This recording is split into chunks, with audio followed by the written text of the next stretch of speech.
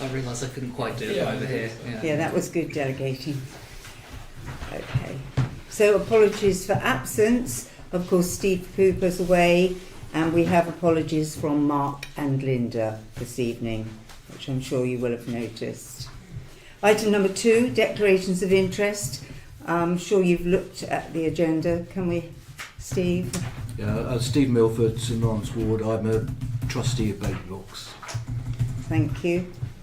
Anyone else? Okay, so item number 3, minutes of the previous meetings. We've got 3 there, the Town Council meeting, Business and Community and Planning. Has everyone had a chance to see that it's a true record? Thank you.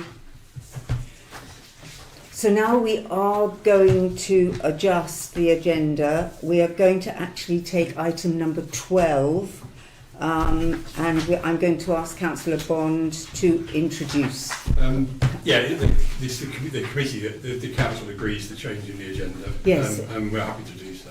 Yes. And we have an external speaker for it. I think probably would be better if... We want Jack to come straight in. Yeah, I think that would be better. Then we do a motion afterwards, if that's okay. Right, that's absolutely fine. So Jack, the floor is yours. Yeah, everybody here, all right? I'll stand here. My name's Jack. I'm from Ventnor Exchange. It's an organisation based in the town. We organise the Fringe Festival and many other projects. It's really nice to see some councillors the other day. We were explaining a little bit about our work and what we do.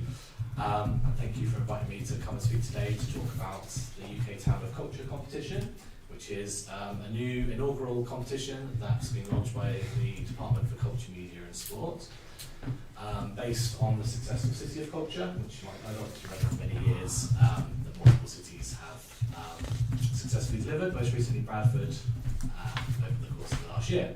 So it's a competition that any town in the country can apply to take part in, and the idea is to produce a 6-month celebration during 2028 to celebrate that town, its history, its culture, its people, its community, but also it's to sort of represent the role of small towns and sort of towns of all sizes across the country and to sort of tell their story. So places that maybe feel a bit left behind, a bit forgotten. And so Ventnor Exchange is really keen for Ventnor to put in an application. The competition, like I say, is open to towns of any size across the country. There's an initial stage to put in an expression of interest, which has to be put in by the end of March. And then a panel of judges of different cultural leaders. I believe it's a non-politician board, but sort of cultural sector leaders will make a decision on a long list. Towns which go forward to the long list will be given a grant of £60,000, 6 months to develop a full proposal, which has to be submitted in the autumn. And then 3 towns will be chosen, and they've said that there'll be at least one small, one medium, and one large. They're defining a small town as a town of under 20,000 people. And the 2 runners-up, as it were, will be given a prize of £250,000, and the winning town will receive a £3 million investment and a lot of publicity and attention to deliver and be the first UK Town of Culture in 2028. It's going to be incredibly competitive, and the odds are very slim, but I'm thinking that it was well worth the energy to put as an expression of interest in at the very least, because there's not very much to lose. Like I say, that Sandown, Ryde and Newport on the island have all announced intentions to put in a bid. And we strongly feel that Ventnor's got a case and we should throw our hat in the ring. At this stage, the way that it works is there has to be a sort of key delivery body, of which the exchange is volunteering itself and its services put together. But it has to be supported by the local parish town council. And if it's long listed, there's then a formal application process, at which point there would be a more formal process to put together a partnership. And it might be that it makes sense to engage the Isle of Wight Council at that point as an accountable body. But at this early stage, as an expression of interest, we think it makes sense for it to be the town council. There's no financial commitment, there's no specific request other than to endorse the principle of that, and of course we're very keen to get individual councillors' feedback and ideas as well. It's the whole thing is trying to get everything that we'd like to do in a very small application form, so it's about succincting everything into a small number of words. So it's quite, at this stage, just about the overall story, the overall concept that we want to tell. So the exchange is proposing 2 town town conversations, town meetings are open to everybody to come and give feedback and ideas. And we'll also have an option at the exchange for anyone to be able to drop in an ideas session as well. We'll make an online form. We're happy to sort of lead the process, but we want to get our town council's support. Like I say, at this stage, it's an expression of interest in quite a long process. It's just a sort of initial endorsement of the concept and idea. I think that's the general summary. If anyone has any particular questions, I can try and answer. Jack, I thought what was so interesting was that you said we need to think outside the box, because everyone's going to say their town is best and it's lovely and we've got a good community and all the rest of it. So we've got to think of some sort of quirky ideas or perhaps a theme or something. I think the two key things to think of are, so there's going to be hundreds of towns apply, it's going to be really, really competitive. Of course, every town has got a lot to say for itself, and it's going to say about the value of its community and the amazing things going on there and what it's got to unique. Everyone's going to be fighting that battle. So, we have to really think about what it is that makes Ventnor unique and how we can articulate that.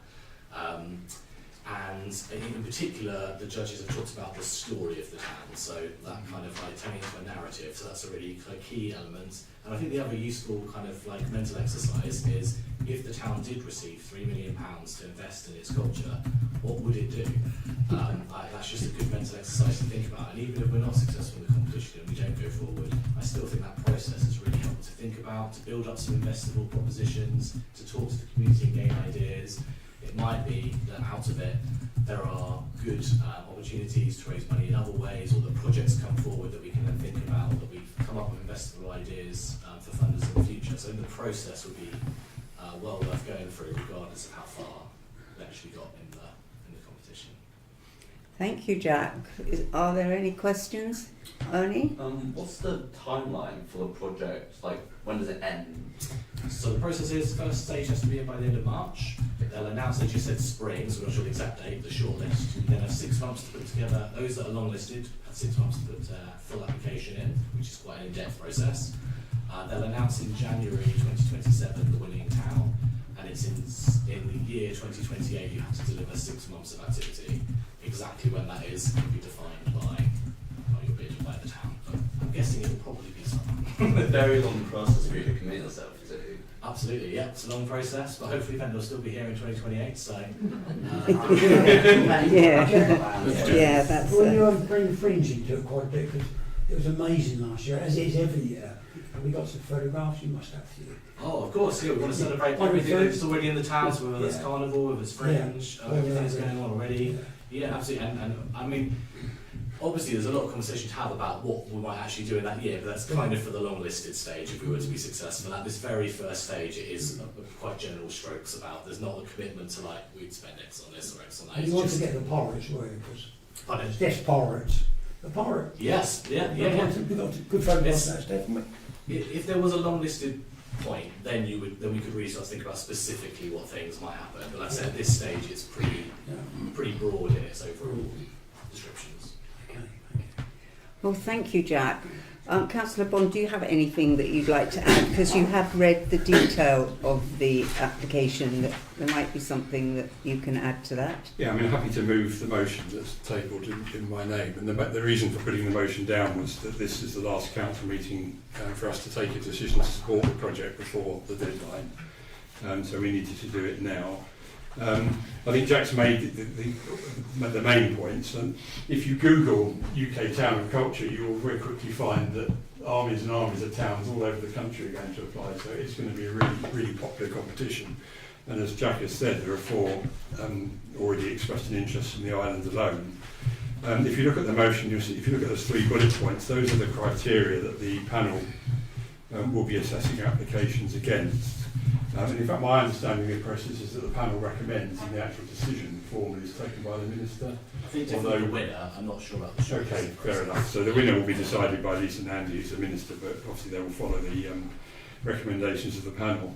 So 3 criteria, your story, unique story and identity of the town.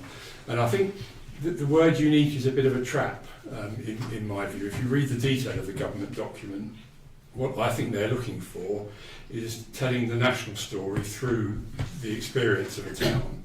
So it's not about how Ventnor's different from everywhere else, it's about how the issues that Ventnor has gone through, both historically and in the current day, resonates in terms of the national story. And again, there's plenty of we're a typical British seaside town, and we've been through the experiences that Ventnor's been through are replicated in seaside towns all around the country. The experience of the sanatorium and the Victorian era and health, again, is another theme that is a national theme.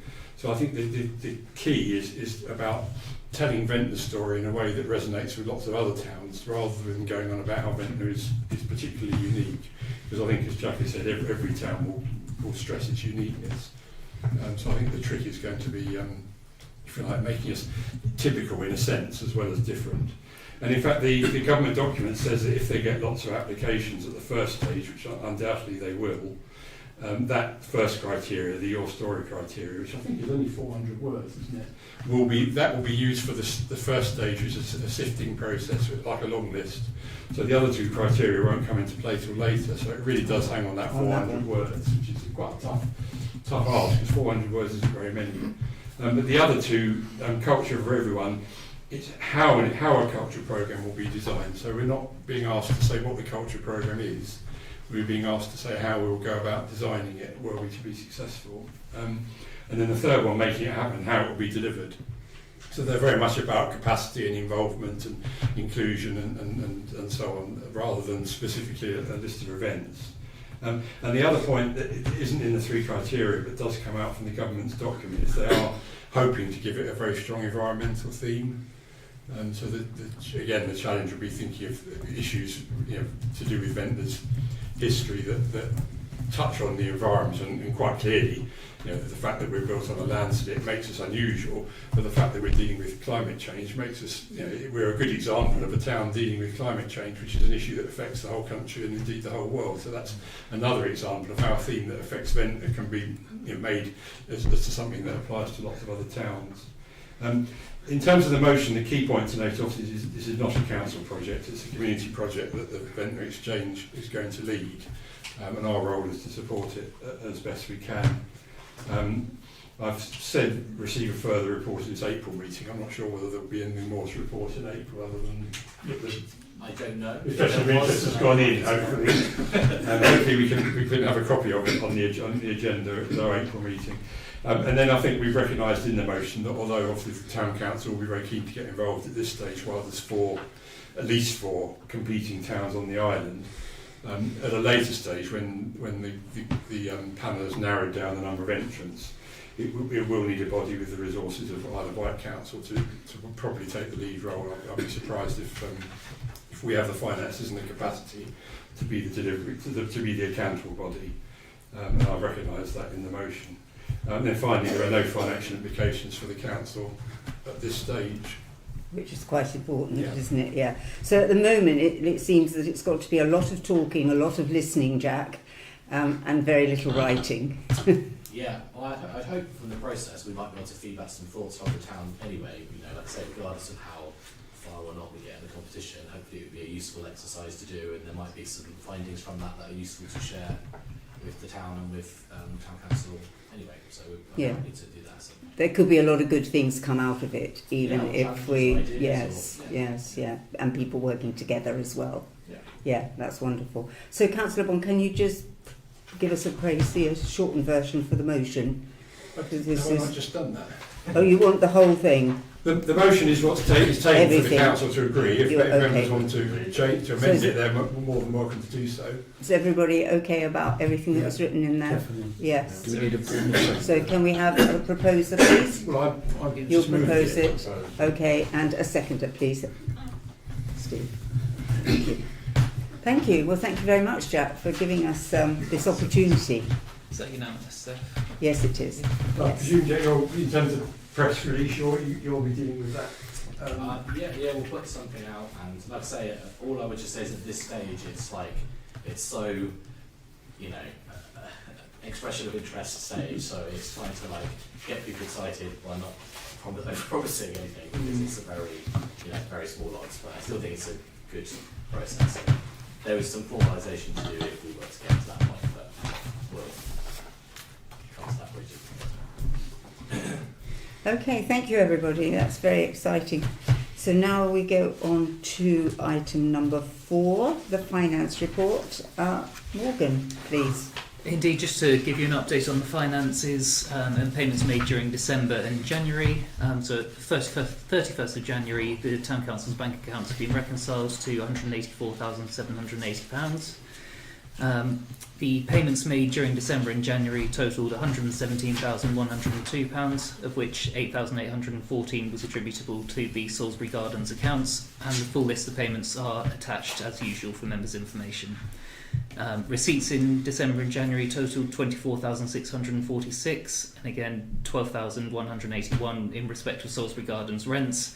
The usual budget monitor is attached, showing the year-to-date variances and the anticipated year-end variances. Most notably, we've discussed most of the sort of bigger changes previously, but staffing costs between the three budget lines, it's anticipated that we will end the year having spent about 6,800 less than we budgeted. Ventnor Library, it looks on paper at the moment like an overspend, but in fact 13,500 of that expenditure actually relates to last year and was accounted for in last year's accounts. It's just the joy of having two different styles of accounting going on at the same time.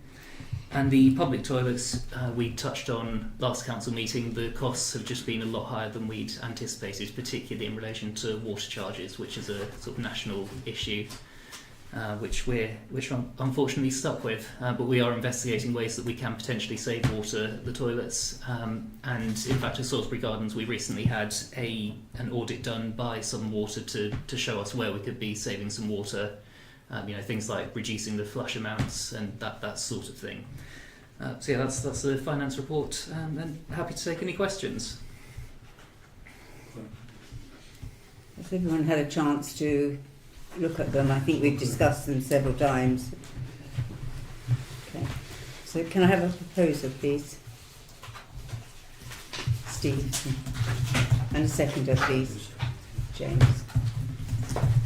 Okay. And a show of hands. Thank you. That's unanimous. Moving on to number 5, it's Morgan again with the budget decisions. Indeed, so as members will be aware, and members of the public who have followed the process that we've gone through, we've had a number of informal meetings and completed a consultation about the budget for the coming financial year. And in our informal conversations, we discussed, it ended up just being 2 changes that need to be made to the level of service that we deliver in order to sort of make sure that we're able to agree the budget in the next agenda item without running out of money partway through the year. So those 2 items are beach safety. It was discussed informally that we would do 8 weeks rather than the usual much longer season. Just to sort of target the school holidays, and that's sort of given to you there as an example. And similarly, car park charges, we're quite significantly cheaper than the Isle of Wight Council's comparable car parks, and our business rates bill for 2026 is going to be going up very significantly. All the business rates in the country have been sort of reassessed, and we're on the expensive side of that, unfortunately. So as a result of that, it was suggested that we'd increase our car parking charges. So for Dudley Road, Market Street and Pound Lane, the average increase suggested there is 7% for each of the bands. And for Shore Road Car Park, the average increase there is suggested at 14%, noting of course that the Shore Road has a very different structure because of the way it's used. So there's sort of more benefit to parking longer in that car park. So those are the changes that we need to agree in order for the budget in the next item to be producible. Good. Yes, Councillor Vaughan. Just a question, can I just ask about the parking permits, because I don't see them, they're not mentioned. No, I think the amount of income that we generate from parking permits is much lower than what we generate from the ticket prices. Obviously we could look at the pricing structure of the permits to increase that potentially, because again we're significantly cheaper than the Isle of Wight Council. Our 12-month permits are £150, theirs are £180 for the year, so we could look at increasing those fractionally. We also don't know, or I didn't know at the time of writing this report, whether the Isle of Wight Council will be increasing their parking charges. If they do, the difference between ours and theirs becomes greater and our car parks look much more attractive. If the permits are 150 now, something like 160 would seem sensible, wouldn't it? as a suggestion. Okay, are there any more questions? Yes, sorry. So, on the permits, well, if the rise for the three main car parks has gone up 7%, then wouldn't it make more sense to put the permits up by that? That's that's Yeah, effectively it would, yeah, but it will, rather than just sort of putting down a number, then increase by the percentage of what we're proposing. It might be 50p more than I suggested, but if you keep it around number would be sensible. Okay, Steve, no, Yeah, just declaring interest as a permit holder, I would support an increase along the lines that's been suggested. gosh. Is that all right then? Yeah, everybody happy with that? Happy to include that. Okay, lovely. So the recommendation is that we reduce the beach safety to 8 weeks through the summer and increase the car parking charges as discussed, with possibly a minor change with the permits. So can I have someone to propose that, please? Oh, Ernie? Yep. Thank you. And a seconder? No one was expecting. Ian. Thank you. So the next item, again, is the budget. And Morgan, if you could just tell us the results, please. Indeed, that brings us neatly onto the budget, which I've been scratching my head about for the last 6 months or so. Obviously, we have to tell the Isle of Wight Council what our preset demand for next year is by the end of the day today. And again, as you know, we did a consultation. The sort of broad results of that are shared in the paper, which I'm sure members will have already seen. So the only change to the draft budget, which members may not be aware of, was the previous version allowed for a much more generous increase in allowance for staffing costs. The way that staffing costs in the public sector work is not simple. The unions issue what they call their pay demand, and it's then down to the organisations or a body of the organisations who pay the members of staff to agree or renegotiate. So initially the union's demand was for 10% increase or 3,000 per scale point, which was what I'd initially budgeted for, but after discussion with members outside of that meeting, it was agreed that we would reduce that to 7.5%, based on the unlikelihood of the unions actually achieving that 10% increase. Other parish councils that I've spoken to have budgeted between sort of 4 and 5%, but they're in a position of having the reserves available in case the rise is much larger to fall back on. So if the rise is higher, we would be in a very tricky situation if we didn't budget for enough leeway.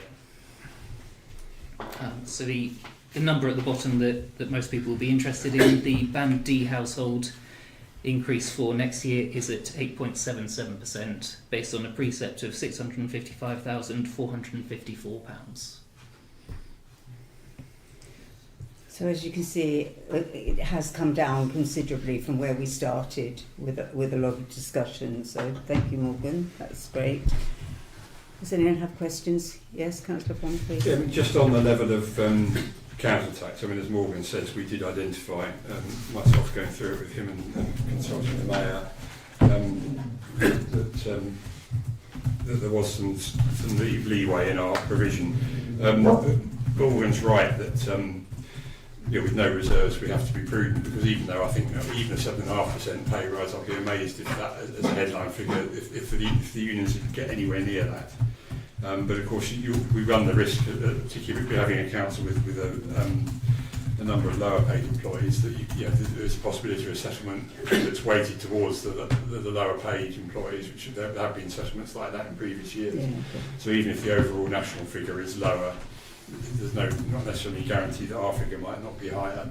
But nevertheless, I would hope the 7.5 provision gives us some leeway when the actual settlement is announced. We have some spare funds at that point. And the one risk area I would flag with the budget, and when we do, as a small council, we have quite a lot of liabilities by way of our property. And the councillors that preceded us haven't made any provision for its long-term maintenance, which leaves us hugely exposed, particularly if we haven't got any reserves either. So So if we ever have any issues with our buildings, and I know we've got an item on the confidential agenda that touches on this subject, you know, we just don't have any provision. We've got no provision for the buildings, and we've got no reserves. So if hoping that the pay rise when it comes through is lower than what we've provided for, I would hope the council at that point would restore the amount that we had in the draft budget for at least starting to put something aside for this building. Because sooner or later we're going to have to spend some money on this building. And then, yeah, as any prudent property owner should, you know, we ought to have a sinking fund so that when that day arises, we already have some money in the bank. And then the balance, if of the saving, hopefully there is a saving, we could put towards rebuilding our general reserves, because as you know, in informal discussions we've trimmed down the contribution from our original, you know, desired figure down to the 30,000 that's in this report. But we do need to get the council back within a reasonable number of years, you know, to financially secure a position, because the 4 years before this year's election have been catastrophic for our finances, and we can't, you know, we have to put our house in order. So now we are heading in the right direction. Or we're budgeting to head in the right direction. Yes. Actually, to deliver it is the other thing. So has everybody had a chance to have a look at the figures? Are there any other queries on any of the other figures? So can we recommend someone please to adopt the draft budget attached to this report, etc.? Steve Milford and Ian Bond. Show of hands, please. Thank you. The next one is fairly simple. We've got a change of, oh no, it's the internal auditor. Morgan, is there anything to say about that? No, not particularly. We're required to have an internal auditor, and the auditor we had last year was very efficient and very thorough. It's my recommendation that we appoint them again this year. So can we have someone to propose that? I don't think there's any discussion. It's Carl and James. A show of hands, please. Thank you. That's fairly simple. The next one is even simpler. We did touch on this last time. We're asking for a change of date for the April meeting, moving it to the 20th of April, which is out of line with the usual pattern. Is everybody okay about that? Yeah.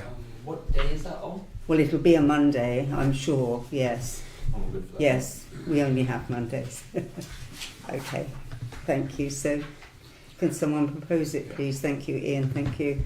And second, Ernie. And show of hands, please. Thank you. Right, I'm loving the way this is going. The next one, Morgan would like to just say a few words on the Ventnor Community Orchard licence. I'll try and keep it very brief. Basically, it was agreed quite a while ago now to establish a community orchard on some disused land along Steep Hill Down Road. The land being owned by the Isle of Wight Council, and we managed to plant trees there on the 30th of January last year, 2025, under an informal agreement with the Isle of Wight Council whilst we waited for a formal licence. The heads of terms have now arrived for that, which is a very simple 6-year licence. The only consideration, which again we touched on very briefly informally last time, was that we need to make sure that we don't become responsible for the trees on site that aren't the ones we've planted, because there are some older and taller trees that could form some sort of risk, and we'd rather not have the liability for those, basically. So subject to just confirmation with the Isle of Wight Council on that one particular note, it's the recommendation to approve the heads of terms for the licence of the site.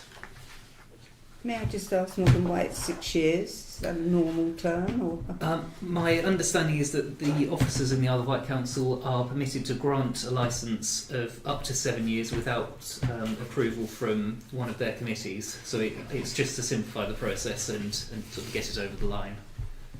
Okay. Does anyone have any questions about that? Okay, so can we recommend the heads of terms, please? Somebody propose it? Steve? Yeah, you're getting a little. And second, please, James. Show of hands, please. Thank you. Item number 10 has been removed. I don't know, Morgan, if you want to say any reason why. No, indeed. With your permission, I'd like to withdraw that item because it's much easier dealt with under delegated authority. I did circulate the partnership agreement to members in advance of the meeting in case anyone wanted to say anything particular about it. But it can be dealt with under delegated powers and really is a sort of very basic arrangement. Sort of we can use their space to provide the family group. And they'll support us in that effort. It doesn't need any further scrutiny than that. Okay, thank you. Is everyone happy about that? Yeah. Okay, thank you. So on to item number 11, which is the dog poo poster competition. So we have done it before. Catherine, I believe you are the lady for this, if you would like to introduce yes, it. very quickly. I just thought it was about time we did it again. The previous poster was designed by somebody who's now 15, and I think he was about 9 at the time. He is slightly embarrassed. I know him quite well. And it would be great if we could start again, knowing that we haven't got the budget for anything bigger than this. This would be a good start. Get the children involved, and then we can have some publicity, which would improve, I think. Get it out around the town that we need to step up and pick up. And that's basically it. Okay. One thing I did think about today with Morgan was that we hadn't considered a prize, but it could be very small, and I'd be very happy to donate an Amazon voucher, for example, because obviously children do like a prize. And that seems to be the standard prize for schools around the island. Thank you, Braden, for nodding for that one. Last time, just FYI, we did ice creams from Crave because it was summer, and a visit to the Poo Museum at Sandown. Which I think isn't It doesn't exist. Isn't it on tour, I think? Oh, you're joking. Something like that, anyway. So, yeah, I think we could think of something that would be creative. But yeah, that is basically. It started off this thinking quite a few months back when on Facebook I saw a big post about how it had got really bad and people were walking up to school finding it very difficult not to arrive with poo on their shoes. So that's where it sort of started from. And so we can rely on you to include people like the home educated Yes. children and Yes. what Youth- have you, and the youth groups and what have you. Scouts, yeah. Yes, okay. And how long is it going to run for? Not decided yet. All right. I should think until the Easter. Easter holidays. Easter. Yeah, just before Easter. Yeah. Yeah. Okay. Didn't have that. So, those of you that are interested in this subject, if you want to come back to a meeting after that, we hopefully will have some news with a bright new poster. Thank you. So, can we approve the initiative to which there's minimal cost, just one Amazon voucher? Is that? Whatever, Oh, or Brave or yes, whatever. yeah. Ernie, you're proposing it? Or are you asking? More than happy with Yes. both first. Okay, and Carl, second. Quick to the gun. Thank you. Leeson Road traffic regulation. You have the map on the back to show you the area that they are asking for no parking both sides. I did discuss this with Morgan earlier on, and we did look to see that there are a minimum number of houses near the dark blue line. So we have to decide if we are going to support it or not support it or be neutral. Yes, Carl, I just thank want to make you. sure I understand this correctly. So, because it says that here the Isle of Wight Council want to introduce no waiting and no loading at any time, but it doesn't say no parking. But am I assuming that the Waiting is part of Waiting is it? parking. Wow. I think that's Is it? Yeah, Right. Okay. All right. So this is the top restriction, isn't it, with no loading? Yeah. Okay. That's Yeah. fine. No parking then. And for the reasons of to facilitate the passage on the road. And in my mind, the traffic flow hasn't been an issue in modern times. No. No. Not No, I did ask Morgan today and we talked about it and we're not quite sure why, because none of us seem to have had problems in that area. No, indeed. It's possible that at the moment, with more traffic using Leeson Road, because until hopefully this evening Wroxall has been shut, there's potentially been some observations that Isle of Wight Council and Island Roads have made that potentially there are risks there with cars being stopped along the road. I don't know whether they're thinking of this in advance of further works to the Graben in the future, which is obviously going to need some more attention, but we've not been provided with that Okay, but on information. that point though, and that's fine if that point comes up in the future, but here and now they're saying to facilitate the passage on the road and for avoiding danger to persons and other traffic. And I don't know there's any history of that either. It just, for me, in my mind, I think there's a danger of over governance and public intervention, and maybe not necessarily a good use of public money. I just think if it's for environmental reasons because of the landslip, then that's one reason, but that's not the reason that they're stating here, and I can't see if they are justifiable reasons in what they've given us. Do we know if there have been any accidents or issues there, or buses waiting 10 minutes to get through or anything? No. Most of the bus stuff happens in Malvern and trying to go over that little hill bit and they get stuck in the road. Yeah, not this one. No. Is that what you had to say, Ernie? Oh no, it's another thing as well. Another thing, okay. I mean, if the map's Akron counting these 5 or 4 houses, but even if it was just one, have they stated anywhere what they plan to do for them? If they do need parking? Well, they would have put them on externally out near the houses for people to comment. Okay. They would have to as required.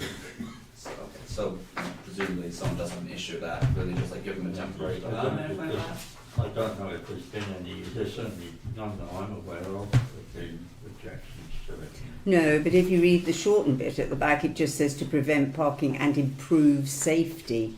So I guess that's quite difficult to argue with if it's to improve safety. I mean, I kind of understand the gist of it, but I don't think any of us should directly support it without a little bit more clarification. I think when you say improve safety, again, from my mind, it's you can say you can improve safety for the public by having a police officer on every corner, but it's not feasible, or it's going to cost too much money. And I think we're in this rounds with this. It's over governance, and it's not necessarily a good use of public money without any evidence behind it that it is a safety concern, because there's no history of issues. Thank you, Carl. Ian, thank you. Yeah, I mean, I would imagine Island Road's thinking is because it's a gradual bend round to the left, because it sort of goes through a ton of trees. I mean, that the safety issue from their point of view will be visibility, won't it? The car park from the inside is blocking the view. But the counter argument is that if there isn't any parking, then people will drive faster. I mean, that's just human nature.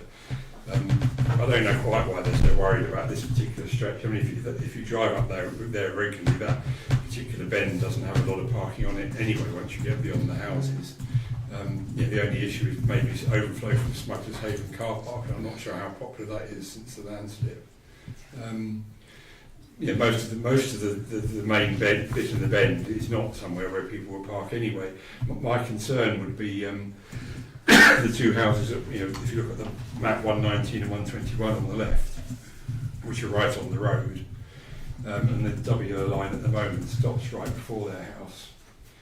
If they were vehicle owners, really the only place they've got to park anywhere near their property is right outside.